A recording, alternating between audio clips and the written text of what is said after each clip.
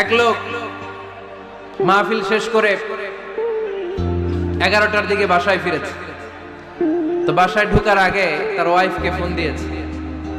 Phone দিয়ে বলতেছে, এই মাহফিল শেষ, আমি কিন্তু বাসায় চলে আসতেছি, শুরু করার আগে তাড়াতাড়ি দরজাটা খুলো। তো স্ত্রী আবার রাতের খাবার স্বামীকে ছাড়া খায় না। তো স্ত্রী দরজা খুলে দাঁড়ায় আছে, স্বামী বেচারা আসছে।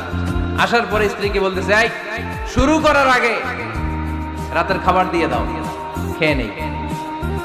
তো স্বামী ওয়াশরুম থেকে ফ্রেশ ট্রেশ হয়ে আসছে, স্ত্রী বেচারিও ডাইনিং টেবিলে খাবার দিয়েছে।